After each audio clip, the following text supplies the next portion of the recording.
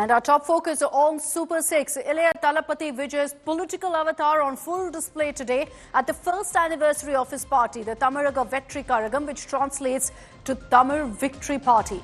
So when I heard his speech, there were three headlines in particular that I wanted to focus on, and I'll take you through one after the other.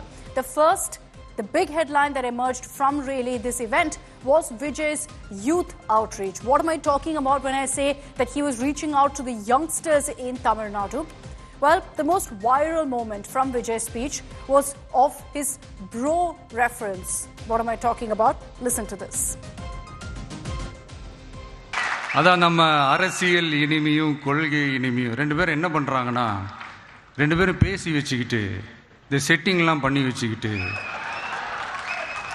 மாற்றி மாற்றி social மீடியாவில் hashtag போட்டு விளையாட்டுருக்குறாங்க.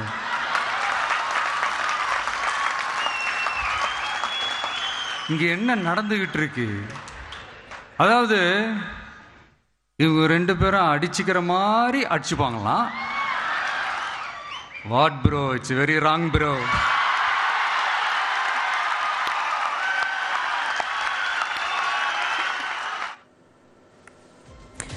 So you heard that moment. He got the loudest cheer from his fans at the event, and this was clearly an attempt to reach out to his young fan base. Vijay knows that his best chance at creating a dent in Tamil Nadu in 2026, which is just next year, is by getting the youth vote on his side, especially using his superstar image. He made a mention of this too, attacking his critics for questioning, according to him, why his party was full of youngsters. இந்த நேரத்தில் நம்ம மேலே ஒரு complaint. நம்மளுடைய மாவட்ட நிர்வாகிகள் எல்லாருமே வெறும் இளைஞர்களாகவே இருக்கிறாங்களாம். ஏன் இருந்தா என்ன? அறிஞர் அண்ணா அவர்கள் கட்சி ஆரம்பிச்சப்பா ஒரு பின்னாடி நின்னதும், புரட்சி தலைவர் எம்ஜிஆர் அவர்கள் கட்சி ஆரம்பிச்சப்பா ஒரு பின்னாடி நின்னதும் வெறும் இளைஞர்கள் தான். So it's because of those two references that I mentioned and youth outreach by Thalapathy Vijay. He's got, of course, a young fan base. He wants to translate that to also a young voter base.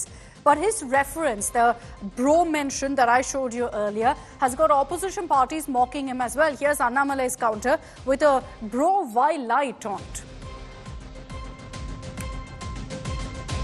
Mr. Vijay advised us, what bro?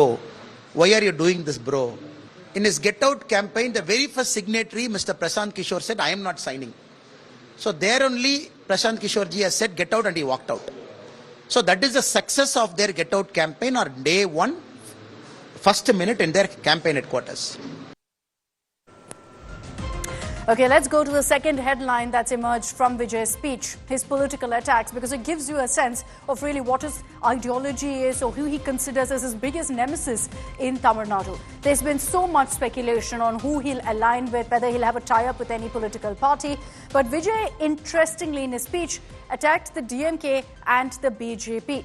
First, a taunt that he took about landlord parties. There were parties that are hungry for money and power and nothing else. Listen to this. நம்மளே கட்சி ஒன்றும் பண்ணையார்களுக்கான கட்சி கிடையாதுல்ல. முன்னாடிலாம் அந்த காலத்தில் பண்ணையாருங்க தான் பதவியில் இருப்பாங்க. இப்போ கொஞ்சம் உல்ட்டா மாறிடுச்சு. பதவியில் இருக்கிறவங்களாம் பண்ணையாராக மாறிடுறாங்க. நாட்டோட நலனை பற்றியோ வளர்ச்சிகளை பற்றியோ எதை பற்றியும் கவலைப்படாமல் பணம் பணம் பணம். இப்படிப்பட்ட இந்த மைண்ட் செட் உள்ள இந்த பண்ணையார்களை அரசியலை விட்டே அகற்றுவது தான் நம்மளுடைய முதல் வேலை. The setting-லாம் பண்ணி வச்சுக்கிட்டு. Vijay, along with that, also spoke about the language war, which is making headlines right now in Tamil Nadu and across the country. And his stand here is akin to what the Dravidian party is saying. Essentially, that imposition is unacceptable. So that's a hint, really, of what his ideology is, perhaps slanting towards what Dravidianism is about. நாம எல்லா மொழிகளையும் மதிப்போம். அதில் மாற்றுக்கிறதே கிடையாது. தனிப்பட்ட முறையில் யார் வேணாலும் எந்த ஸ்கூலில் வேணாலும் படிக்கலாங்க. உனக்கு எந்த மொழி வேணுமோ எப்போ கற்றுக்கணுமோ உனக்கு எப்போ தோணுதோ கற்றுக்கலாம். ஆனால் கூட்டாட்சி தத்துவத்தை மீறி மாநில தன்னாட்சி உரிமைக்கு எதிராக ஒரு மாநில அரசின் மொழி கொள்கையை கல்வி கொள்கையை கேள்விக்குறியாக்கி வேறு ஒரு மொழியை வலுக்கட்டாயமாக திணிச்சா, அதுவும் அரசியல் ரீதியாக திணிச்சா. எப்படி bro?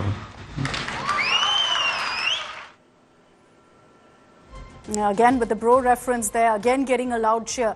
Let's get you to the third headline. Vijay's tie-up with Prashant Kishor. A double engine of sorts that Vijay hopes to stitch together with Prashant Kishor in Tamil Nadu to ensure success in 2026. Prashant Kishor, of course, has tasted success in Tamil Nadu previously, having helped the DMK win elections in 2021. He's now come on board for Vijay, seemingly as a political advisor. But here's the most viral moment from his entry. All the leaders, when they entered, actually signed a board which had the message #GetOut as a taunt at both Modi and Stalin. You had Vijay going ahead and signing the board. You had everyone else who's part of the TVK signing the board.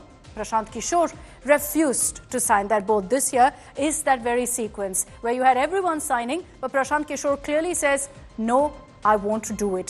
It led to, of course, a lot of speculation because this was just before Prashant Kishor took to the stage to speak about whether there are differences over what really they stand for. But he's clearly confirmed post that when he was speaking that he will now be helping Vijay taste success in 2026, referring to Vijay as his brother. I'm not here to strategize for TVK. My announcement has been that I will not work with any leader or party. But then Vijay is not a leader. He is not a leader, political leader for me. He is the new hope for Tamil Nadu. And that's why I'm here. TVK is not a political party for me. It's a movement of millions of those who want to see a new political order in Tamil Nadu. So these were the three big headlines or takeaways from Vijay's speech today in Chennai. Before I open this up to our panelists, listen in to how Vijay started his speech, curiously enough, in English with a message about the 2026 elections. We are an emerging primary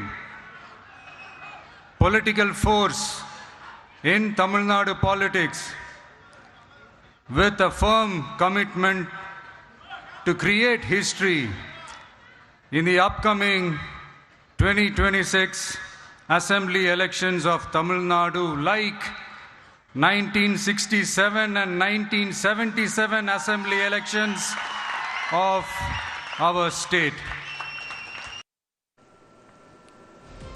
So now that we've summed up for you exactly what Vijay said, the messaging that he tried to put forth, and perhaps a few hints of what his ideology is, what he stands for, who he's trying to woo as his vote bank, let's open this up and get your political reactions also from Tamil Nadu. Joining us on this broadcast, we have Kovai Satyan of the AIADMK, A. Saravanan of the DMK. We have Suman C. Raman, political analyst, also with us. I'll begin with Mr. Kovai Satyan of the AIADMK. Mr. Kovai Satyan, what did you make of Vijay's speech? You know, there's a lot of buzz that Vijay perhaps is in talks for a tie-up with AIADMK. So the fact that through his speech, he took a taunt at the DMK, took a taunt at the BJP, didn't really refer to the AIADMK, has only added to that speculation. Good evening. First of all, hearty wishes and congratulations to Vijay, who has completed 1 year and is stepping into the second year. He has got a long way to go, so we wish him good luck and best wishes. See, his ideology, when he formed his party and announced his ideology, we made a remark that his ideology is not something which is very unique. It's a cocktail ideology taken from different political parties. But largely his ideologies seems to have been influenced by the AIADMK. His ideologies are seeming to be the extended arm of AIADMK's ideology. His stand on two-language policy, probably from the beginning, AIADMK stands for two-language policy, and which was very well received by the people. That's why in the 50 years of the party formation, 31 years, they gave us the mandate to rule Tamil Nadu. And today his speech... How is it different from the DMK? You mean both the DMK and AIADMK's ideology then? I don't think so. DMK stands on the ideology with respect to certain critical issues. It's only for their political narrative and benefits. They talk that it is our state rights, but all the state rights with respect to Tamil Nadu were given away by DMK. That's what the history says. Nowhere in the history they can claim that this is the state right which was retrieved by DMK. I can cite n number of examples. Kachativu, Megadadu, NEET, Jallikattu, name anything. DMK has given away those state rights. And today, not only that, he also talked about corruption and dynasty. We need to end corruption and dynasty. That's a very clear signal to DMK. Already DMK is in doldrums and shivering because Jacto Geo, the union of government employees, is on strike for the last 2 days. That has got a strength of more than 20 lakh members. So clearly, this is signaling the end of DMK, with Vijay making a strong pitch on dynasty and corruption. No, but Mr. Kovai Satyan, Really you're indicates- not answering my question. Is there talk of AIADMK and Vijay coming together or of an alliance? As of now, even the parties who are with DMK are in regular talks with our leader. As far as TVK is concerned, let Vijay make it up. Let him decide first. It still have time. So your It's still doors not are open. started. It still has time. I'm going to read that as your doors are open very much for alliances. Sumansi Raman, what did you make of Vijay's speech? You know, there's a lot of talk right now about who he's trying to aim his guns at. Seemingly BJP, DMK. Who do you think will feel the maximum heat of a Vijay's political entry?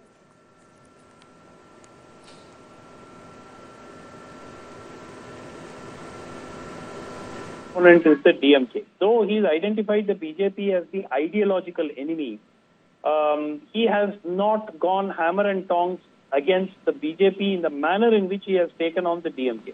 So it's very clear that he sees the DMK as the primary enemy, and certainly that's a valid point, because at the state level it is the DMK that is standing in the way of his political ambitions. So the point really is, what is he going to do in terms of who is he going to join and so on. But more pertinently, what is his vision has not been articulated.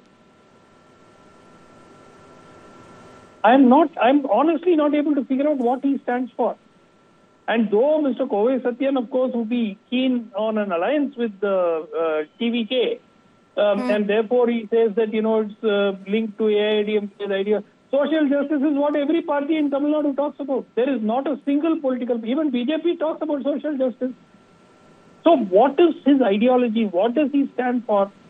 He stands for secularism. Yes, all parties say that we stand for secularism. No, but do you think he's stands for hesitating to protection. take a stand because he kind of needs to cater to each vote bank at this point, and taking an adverse stand away from Dravidianism could hurt him, but at the same time wants to create this image that he's an alternative to the DMK? How are you an alternative to the DMK if you are practically sort of supporting almost every stand of theirs? You are supporting them on the language issue. You are supporting them on the leaders that you sort of venerate, including E.V. Ramasamy, and so on. So the point really is that when you are espousing an ideology which is very similar to the ideology of the party that you claim is your primary enemy, it's going to be extremely difficult for you to convince people. How are you different? Are your programs going to be different? He has not spoken about anything about what he proposes to do for the state. So all of this still remains a complete black box as far as Vijay is concerned. Yes, he does have a significant fan following. He is going to get my gut feel is a single digit, but high single digit vote share. But the point is not that. The point is, he needs to first of all, he needs to communicate more regularly with the public. Even, the tallest of leaders, whether it was Mr. Karunanidhi or Ms. Jayalalitha, would have interactions with the media. Vijay has not met the media once. He has not addressed a single press conference. So all these are issues. Prashant Kishor and Adav Arjun can only go up to a point. No, I agree with you in the sense that we hide the don't really fact. know what his ideology is, his stand on so many issues. There's still a question mark on that. I'd also like to bring in Mr. Saravanan of the DMK. Mr. Saravanan, is the DMK a bit jittery right now about the Vijay factor? Most of his criticism was reserved for the Dravida Munnetra Kazhagam. See, why should be jittery of a leader who does not even have the courage to name the parties? He has not even uttered the word Hindi today. So how are we going to be afraid of No, but he spoke such a of person? imposition. He spoke of imposition. He said that that's not okay. Which language? Which language is imposed here? What's wrong? See, people of Tamil Nadu want people who are unafraid, who are not afraid to stand up to bullies, stand up to discrimination, stand up to fascism. Just speaking doesn't cut ice. See, he may have a long run in the politics, but 2026, what's going to happen? Nothing will happen. Maybe he'll be a threat to the ADMK party, which has not doing, it is so much of internal fights are going on. So there may be a threat. So many people are who are not happy with the BJP, not happy with the other party, Nam Tamilar Katchi, and the others. They're all going and joining there. Maybe so. In that respect, ADMK should be worried about him. Certainly not DMK and No, not the in AIDMK, Mr. Saravanan, is telling us very clearly that, look, their doors are open to an alliance. So in that sense, they don't seem to be considering Vijay a threat, perhaps an ally. So for you, Mr. Saravanan, the reason I ask about whether this is a threat is, one, it's clear that Vijay is targeting you supremely and clearly in his speeches. Secondly, also because he is a superstar. And that could have, some impact. See, he targets DMK on the basis of corruption. He says in his imaginary world there is so much of corruption that is going on. Dynasty, yeah, whatever. And this thing. So on what basis will he join ADMK? ADMK is the den of corruption where their general secretary was convicted for corruption, and all the ministers there with whom he is going to rub shoulders are all facing corruption charges, humongous corruption charges. They are investigated by the CBI, ED, income tax and all that. Then how will he justify? So it's not us we should be worried about Mr. Vijay. It is the ADMK which should be wary of him. Mr. Kovai Satyam, would you like to respond? The DMK is saying that this will be a direct threat to your vote base. The sitting minister is every day on Monday going and signing in the police station who is out on bail. And the Supreme Court has come down heavily. Have we let out you on bail just to become a minister? And DMK is in doldrums. 13 ministers are running from pillar to post in judiciary for the last 10 years to save their skin. See, let's talk about dynasty. Vijay, if they want to challenge somebody in DMK, it will be the Prince Udayanidhi, who is also from the same movie industry, and he is also the youth wing secretary. If 40% of the voters are belonging to the youth between age of 18 to 40, who has got a mass followers? Is it Udayanidhi Stalin or Vijay? That's why they don't want to talk about Vijay and they say he is not a threat. We don't care. They don't have the spine to challenge him. That's precisely the point. If he talks about corruption, the first thing is they should have challenged him. We are running a clean government. Come out and prove. They don't have the spine to challenge. Is this a battle between Udayanidhi Stalin and Vijay because of the vote base? You had Adav Arjun today also saying that, some leaders become famous, become stars, then directly become the deputy chief minister. We're not like that. See, if you look at the history of the state of Tamil Nadu, people have rewarded leaders who have persistently worked for the welfare of the people of Tamil Nadu. For example, he is quoting the 1967 example and the 1977 example. In 1967, DMK swept to power. Perarinyar Anna was able to do that, not because he started a party in 1965 and aspired to become a chief minister in 1967. We started the party in 1950, worked for the people, identified ourselves with an ideology, then we were able to capture power in 1967. And when it comes to Mr. M.G. Ramachandran, he did not start the party in 1975 and capture power in 1977. He was in politics for almost 30-40 years. He allied himself with the ideology of the DMK. He worked for the party. He was identified as the icon of that ideology. Then only people were able to trust him. And we have the example of Mr. Vijay Kant, who was there, who portrayed himself as a viable third opportunity. And he did not become successful immediately. And when he allied, when this third force image went off, when he allied with 2011 with the ADMK, gone. His party, there was a downhill climb from him from 2011. So this is the dynamics. I'm noticing, Mr. Saravanan, that there's no mention of Kamal Hassan on this list. Yeah, see, I don't want to what to say. He is another politician. There are several. We have Mr. Chiranjeevi.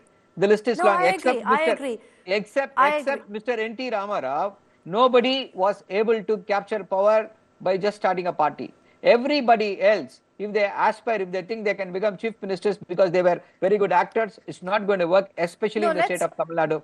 On that particular angle, closing comment from Mr. Suman C. Raman, there's a lot of talk right now, comparisons of what Vijay is doing with this campaign to Pawan Kalyan. Do you think that that's the best way he can actually go forward, perhaps learning lessons from what Pawan Kalyan did of allying with the TDP, becoming a part of the NDA, deputy CM? Do you think that's the way Vijay should be also going?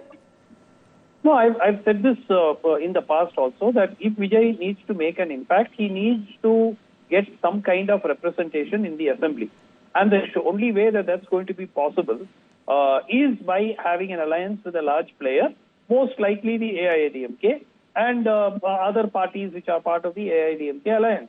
So that's the only way. I mean, if he tries to say that I'm going to go it alone, it will likely sort of increase suspicions that he's actually, been planted there to do vote katwa related kind of work.